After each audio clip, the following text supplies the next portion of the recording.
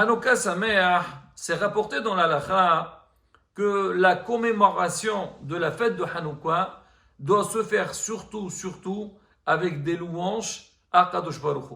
C'est ce qu'on fait, on allume les bougies pour propager le Nes, parler du miracle, et on fait le Hallel Gamour dans la Tfila, on fait Al-Nsim vers la Purqan, mais les Saoudot, c'est quelque chose qui est secondaire. Mais malgré tout, c'est rapporté, c'est bien de faire des Saoudot, et dans les Saoudot, chanter et dire des vrais Torah. Et ça devient Saudat Mitzvah. Alors maintenant, on va essayer de voir ensemble, Rabotai, le passage du Al-Nissim qu'on fait dans la Hamida et aussi qu'on fait dans Birkat Amazon. Donc dans ce passage-là, on parle sur les miracles qu'Akadosh Baruch Hu a fait à nos ancêtres dans le passé, et on parle aussi donc comment il y a eu un grand miracle. C'est quoi? C'est que Am Israël, ils étaient un petit groupe et ils ont battu donc une armée très puissante qui était les Grecs de l'époque. Regardez ce qu'on dit. On dit à l'époque de Matatia et ses enfants, qui étaient les Hashmonaïm, quand donc Malchut, le royaume grec, il est monté sur le peuple d'Israël, alors qu'est-ce qu'ils ont voulu faire ces Grecs-là? Les Shakiham Toratecha ou la Averam Mehoker Sonecha. Les faire oublier leur Torah et les faire transgresser sur les mitzvot de la Torah. Et on dit dans la suite, à toi Hachem, Berahmecha Rabbim, avec ta grande miséricorde, tu nous as aidés, et donc les faibles, ils ont battu les forts, et ainsi de suite. La Rabotai, beaucoup de Rabbanim ont posé la question, ils ont dit pourquoi qu'on a écrit donc ce passage, on a dit, les Shakeham Toratecha, ou le Ha'avera Mehoker Sonecha. En fait, qu'est-ce qu'ils voulaient les Grecs? Ils voulaient que l'Am Israël ne fasse pas les mitzvot. Comme on a dit, ne pas faire Rosh Chodesh, ne pas faire la Brit Mila, ne pas faire Shabbat.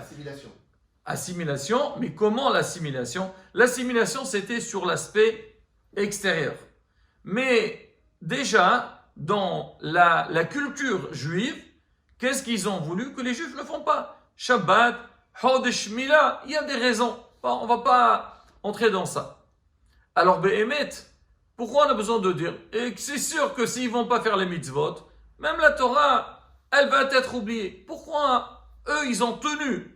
Ils voulaient les faire oublier la Torah et aussi les faire transgresser sur un mitzvot.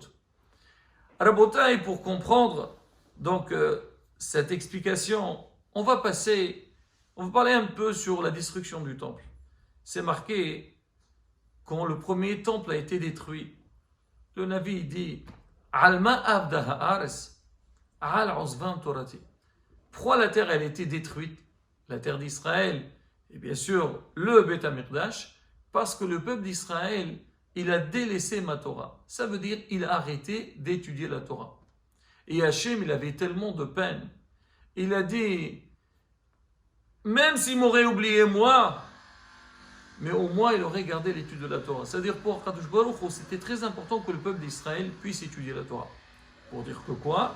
Que c'était un péché insupportable. Et là, Rabotai, la question qui se pose.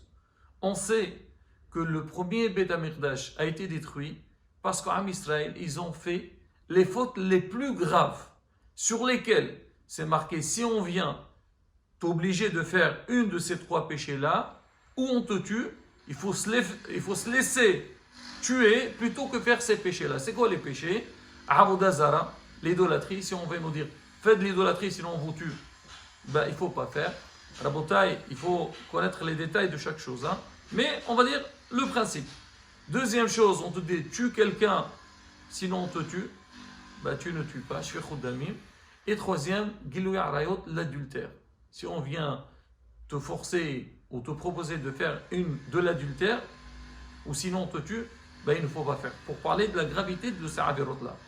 Et là, Rabotai, alors, il faut comprendre pourquoi on a dit que la raison de la destruction du temple était parce qu'ils n'ont pas étudié la Torah. Voilà, il y avait des péchés qui étaient beaucoup plus graves que ça. Et bien, c'est quoi la raison? Le Ben Ish Hai, il rapporte une parabole pour expliquer, donc, ou répondre à la question qu'on vient de poser.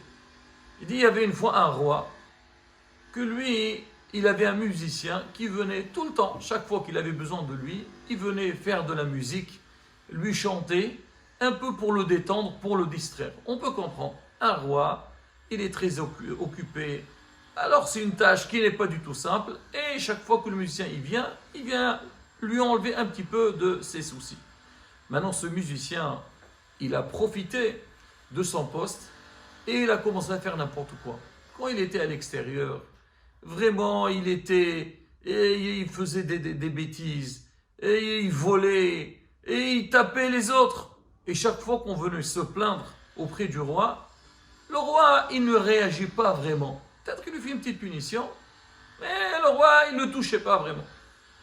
Un jour, donc ce musicien, il était à l'extérieur, il a commencé à faire ses bêtises. Il y avait un qui n'a pas supporté, il est parti se bagarrer avec lui, au point, il lui a donné un coup de couteau, il lui a arraché sa main, enlevé sa main. L'écho, elle est arrivée tout de suite chez le roi. Monsieur le roi, vous savez que voilà, comme d'habitude, votre musicien, il s'est bagarré et tout, et il lui a arraché sa main. Il dit, appelez-le-moi. On l'amène d'urgence, le roi, il le voit. Il dit, qu'est-ce qui s'est passé? Il dit, écoutez, tout de suite, vous le mettez en prison à vie. Le musicien, il était très surpris. Il a dit, c'est pas possible. Monsieur le roi, j'ai toujours fait des bêtises et vous ne m'avez jamais puni de la sorte. Aujourd'hui, c'était pas trop grave ce que j'ai fait. Il a été puni qu'on lui a enlevé sa main et vous lui faites une très grande punition. Le roi, il a dit, Hacham, sache-le, bien sûr que moi, chaque fois, je voulais te punir. Mais je ne pouvais pas te toucher. Pourquoi? Parce que j'avais besoin de toi. Je sais, quand je suis déprimé, je suis angoissé, je suis triste, c'est toi qui vas m'enlever tous ces problèmes-là. Et maintenant, quand tu as enlevé ta main, je n'ai plus besoin de toi. Qu'est-ce que faire? Tu peux faire de la musique avec une seule main. C'est fini, il n'y a plus rien à faire. Alors c'est pour ça, maintenant, tu seras puni sur tout ce que tu as fait dans le passé. On dit, le Ben Ish Chai, il dit, c'est pareil pour Am Israël. Quand Am Israël, c'est vrai qu'à l'époque de la destruction du temple, ils ont fait beaucoup de Averot. Mais Hachem, il dit tout le temps qu'Am Israël était en train d'étudier la Torah, il y a la voix de la Torah, il y avait Qol Yaakov. Alors là, ça me réconforte un peu. Et plus que ça, Akadosh Baruch, il dit, si Am Israël sont connectés avec l'étude de la Torah, ils ont toujours une chance de revenir un jour. Parce que celui qui n'étudie pas, il ne saura pas quoi faire. Toujours, il dit, il croit que tout est permis. Mais tout le temps que l'Imoud Torah il est présent dans le clan d'Israël, Hachem il dit, j'ai toujours de l'espoir pour qu'Am Israël revienne, pour qu'ils vont dans le bon chemin. Maintenant, même la Torah, ils ont lâché. Là, malheureusement, ils méritent cette punition-là. Et là, Rabotai, ça c'est un message qui est très important pour nous, Am Israël.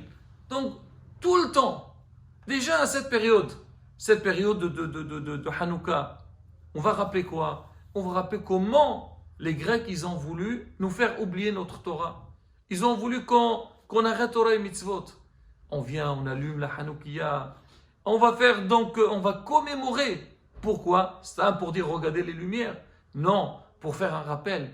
Pour que chacun il essaie de prendre les choses sur lui. Oui, Am Israël sans Torah, il n'a rien. Ce qu'on dit dans la paracha de la semaine, on dit on dit c'est quoi Meqesh, c'est la fin. On dit que l'homme, quand il arrive à la fin de sa vie, après 120 ans et plus, il va voir, les années sont passées, on dirait que c'était seulement 2 ans. Et quand il va se présenter devant Kadosh Baruch Hu, Hachem va poser des questions.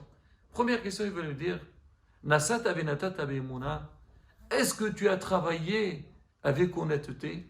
Est-ce que tu étais correct dans ton travail? C'est la première question. Parce qu'on sait tout le monde, on a besoin de travailler. Ah, tu travailles? Il faut être honnête dans ton travail. Deuxième question, la Torah. Est-ce que tu as fixé des moments d'étude? Parce que quand l'homme fixe des moments d'étude, même dans le travail, il devient plus sérieux. Et la troisième chose, est-ce que tu as attendu que le Mashiach il vient? Même qu'on voit qu'il traîne, il faut quand même voir toujours l'espoir qui va arriver à tout moment. On dit c'est ça, Mirqes, c'est les initiales. Même Massa ou Matan.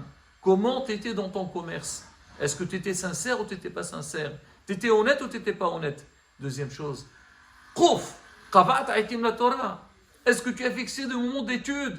Tu ne peux pas être un bon juif si tu n'étudies pas la Torah. Et la troisième chose, avoir toujours de l'espoir, Bezrat Hashem, que la Géoula vient. Et là, justement, la bouteille, on doit nous renforcer dans Avodat Hashem, se réjouir pendant ces belles fêtes-là, se rappeler des miracles du passé et espérer que si Dieu veut, il y aura toujours des miracles et on aura la Géoula Shlema Mehera B'Yameinu. Amen, Kerason, Hanouka Sameach.